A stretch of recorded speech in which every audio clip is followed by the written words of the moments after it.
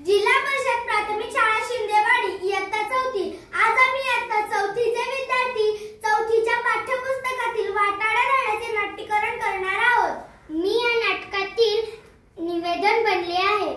मी नाटकातील काका बनलो आहे। मी नाटकात मीनू बनले आहे। मी नाटकात माणूस बनलो आहे। काका काका काका काका आवाज आला। कोणीतरी त्याला हलवत होते। स्पर्श कोवळा नाजूक होता। हातांची बोटे इवलीशी। काका काका पुन्हा एकदा त्या लहान मुलीने हाक मारली तसा तो पटकन तिच्या बाजूला वळाला। ती म्हणाली, काका काका मला की नाही खूप भीती वाटते। कशाची भीती? मला रस्त्याची भीती वाटते। रस्ता काय वाक्षी आहे खाऊन टाकायला? वाक्षी नाही हो, पण केवढी रहदारी असते रस्त्यावर। मोटारी स्कूटर मध्ये शिट्टी वाजवणारा पोलीस कोणीही कुठूनही भरकन येतं। बघा तर मी त्या सायकलच्या चाकातच जात होते। अरे रे, पण असं रस्त्याला घाबरून कसं चालेल? बाहेर तर जावंच लागतं ना। हो ना काका, बाहेर जाताना आई बाबा असतातच बहुतेक माझ्या बरोबर। तेव्हा मला नाही भीती वाटत रस्त्यांची। आई किंवा बाबांचं बोट धरलं की भीती गायब। अगदी ऐकत चालते मी त्यांच्या बरोबर। असं मग आता नाही वाटत कुणी बरोबर? तुला शाळेत पोचवायला घरी न्यायला येत नाही कुणी? येतं ना, बाबा सकाळी शाळेत पोचवतात आणि मग तसेच ऑफिसला जातात। आमचा गाडी सखाराम दुपारी येतो न्यायला। मग आज नाही आला तो? नाही ना, तो आज सुट्टीवर आहे। मग तू घरी कशी जाणार? मला घर माहिती आहे। रोज सखाराम बरोबर जाते ना, तेव्हा सगळा रस्ता पाहून ठेवलाय मी। तो बघा, त्या उंच इमारतीवर एक मोठा टीव्ही काढलाय ना, तिथून वळायचं। तिथं एक मोठं मैदान लागतं। मैदानाजवळ एक बेकरी आहे। बेकरी जवळून अगदी सरळ गेलं ना काका की येतं माझं घर। ती उत्साहाने बोलत होती। त्या टिटुकलीच्या बोलण्याची त्या काकांना गंमतच वाटत होती। नाव काय बेटा तुझं? माझं नाव आहे मृणालिनी, पण सगळे मला मीनूच म्हणतात। तुम्ही पण मीनूच म्हणा। बरं, पण काय ग मीनू, आईने तुला एकटंच यायला सांगितलं? एकटं नाही हो, आमच्या घराजवळ राहणारी सोनल आहे ना, तिच्या बरोबर यायला सांगितलं होतं। मग ती सोनल कुठे आहे? ती गेली मग अशीच। भारी शिष्ट आहे ती मला चल म्हणत होती, पण मलाच राग आला। किती टिंगल केली तिने माझी। मीच तिला म्हणलं, तू जा, मला नाही यायचं तुझ्या बरोबर, मला माहिती आहे माझं घर। मग तिने काय म्हणालं? ती म्हणाली, तू जा, रस्त्यावर घाबरशील, तुझी आई येईल मलाच विचारायला। पण तुला तर रस्त्याची भीती वाटते ना? हो ना काका, फक्त रस्ता ओलांडताना जीव घाबरतो। असं वाटतं की सगळ्या गाड्या आपल्याच अंगावर येत आहेत। ते हसले। काका मदत कराल माझी, बोट धराल पलीकडे जाण्यापुरतं, मग जाईल मी माझी। मला माहिती आहे पुढचा रस्ता। हो, ती उत्साहाने बोलत होती। तिच्या आवाजात आर्ज होते। काकाची छाती मात्र धडधडू लागली होती। चला ना काका प्लीज। मीनूच्या आवाजातल्या आर्जवापणामुळे काकांना गलबलून आले। काय सांगावं या भोळ्या लहानग्या जीवाला, काय समजेना।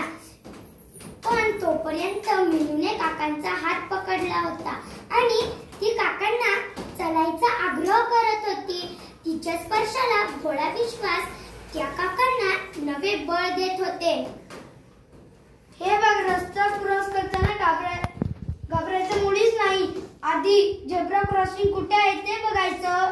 म्हणजे ते रस्त्यावरचे पांढरे पट्टेच ना? हो, तेच दाखव बरं कुठे आहे। डोळ्यांवरचा काळा चष्मा ठीक करत काका म्हणाले, हे बघा इकडे आहेत। मीनूने ओढतच काकांना झेब्रा क्रॉसिंग जवळ आणले। शाबास, आता पलीकडे जाताना आणखी एक काळजी घ्यायची। वाहन नीट पाहायची। आधी उजवी बाजू पाहायची। मोटार स्कूटर येत नसेल तर पुढे पाऊल उचलायचं। त्यांच्याकडे नीट दोन्ही बाजूने येणारं वाहन पाहायची। त्यांच्याकडे नीट लक्ष देऊन आपले पाऊल पुढे उचलायचं। समजलं ना? हो, म्हणून मीनूने खुशीत मान डोलावली।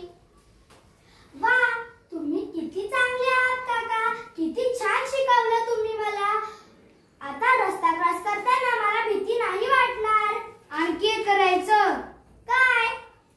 रस्त्यातून कधी धावत सुटायचं नाही. समजलं मला. चला ना आता. आधी नीट बघ उजव्या हाताला आणि मग मला सांग एखादी गाडी येते का ते. हो, उजव्या हाताला ना त्या पहा 2 कार येत आहेत आणि स्कूटर तर भरधावच आहे. मग थांब, आता गेलं ना त्या. आता हो, आता नाही इकडे कोणी. एक गाडी येत आहे पण ती खूप दूर आहे. मग चल आता. दोघांनीही अर्धा रस्ता पार केला.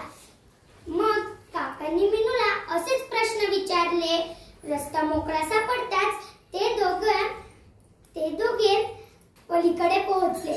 पलीकडे पोहोचताच मीनूने जोरात टाळ्या वाजवल्या. ती फार खुशीत होती. वा, तुम्ही किती चांगले आहात काका. किती छान शिकवलं तुम्ही मला. आता रस्ता क्रॉस करताना मला भीती नाही वाटणार. आता मी जाऊ घरी. जा बेटा, नीट जाशील ना. हो, अगदी नीट जाईल. तो बघा त्या इमारतीवर एक मोठा टीव्ही काढलाय ना, तिथे आहे माझे घर. मीनू विचारत होती. काकांनी मान उंचावली. इकडे नाही, इकडे या बाजूला. हाताला धरून काकांना तिरपे वळवत मीनू म्हणाली, दिसलं ना. हो. म्हणून काकांनी खुशीने मान डोलावली. आता मी जाऊ घरी. जा बेटा, नीट सांभाळून जा. वा, नीट जायला तर तुम्हीच मला शिकवलं काका. मी सांगेन आईला. अच्छा, ठीक आहे. बाय मीनू. काकांनी हात उंचावून हलवला. कितीतरी वेळ ते हात हलवतच होते. कोणाचा तरी धक्का लागला. ते भानावर आले. डोळ्यांवरचा काळा चष्मा काढला. खिशातील रुमालांनी आपले डोळे टिपले. येणाऱ्या माणसाची चाहूल लागताच ते अर्जवाने म्हणाले, मला दिसत नाही. पलीकडे पोहोचवता का.